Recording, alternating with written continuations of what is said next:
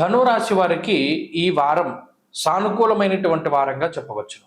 గత వారంతో పోల్చుకుంటే అనుకూలించేటువంటి గ్రహాల యొక్క సంఖ్య పెరిగింది. గత వారంలో కేవలం గురుచంద్రుల యొక్క అనుకూల్యత మాత్రమే ఉంటే ఇప్పుడు శుక్రుడి యొక్క అనుకూలత కూడా వచ్చింది. ఇంకొక విషయం ఏంటి అంటే అష్టమ స్థానస్థిత ప్రతికూల గ్రహమైనటువంటి రవి గ్రహం తన యొక్క స్థానాన్ని మార్చుకుని అష్టమ స్థానం నుండి నవమ స్థానానికి వెళ్ళారు.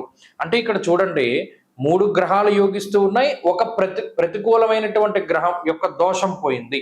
అంటే చాలా వరకు రిలీఫ్ వచ్చినటువంటి వాతావరణం ఉంటుంది. ఏమండి ఎలా వస్తుందంటే రిలీఫ్? సప్తమ స్థానంలో రవి ఉండడం, లేదా సప్తమ స్థానాల యందు చంద్రుడు ఉండడం, మనస్సౌఖ్యం సదానందం ఇష్టగృహ సుభోజనం ధనధాన్యాభివృద్ధించ అన్నారు.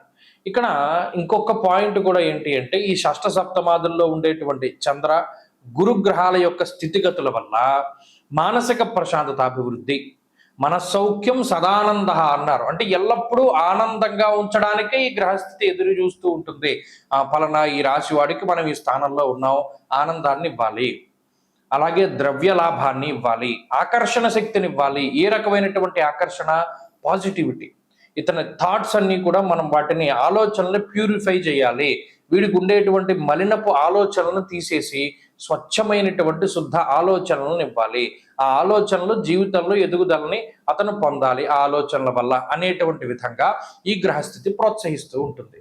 కాబట్టి ఇటు మానసిక ప్రశాంతత అభివృద్ధి, అటు ఉద్యోగ వ్యాపార అభివృద్ధి. మరి ఆలోచనలు బాగుంటేనే కదా బుద్ధి కర్మానుసారిని, మన కర్మలు బాగుంటాయి, దాని ద్వారా వచ్చేటువంటి ధనం బాగుంటుంది. అలాగే జీవితంలో ఎదుగుదలకి సంబంధించి ఇక్కడ అర్ధాష్టమ స్థానమందు శని వక్రించి ఉండడం వల్ల కూడా కొంత ఆ దోషం తగ్గుతుంది. అష్టమ రవి దోషం తగ్గి కుటుంబ కలహాలు, ఆకస్మిక సమస్యలు, అనారోగ్య సమస్యలు, ఆర్థిక ఇబ్బందులు ఇవన్నీ కూడా ఒక్కొక్కటిగా తగ్గుముఖం పడుతూ ఉంటాయి.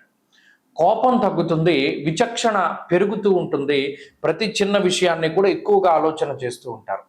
అలాగే ఆలోచనాత్మకమైనటువంటి శక్తి కూడా పెరుగుతూ ఉంటుంది ఈ గ్రహస్థితి వల్ల. కాబట్టి ధనురాశి వారికి ఇది మంచి సమయం.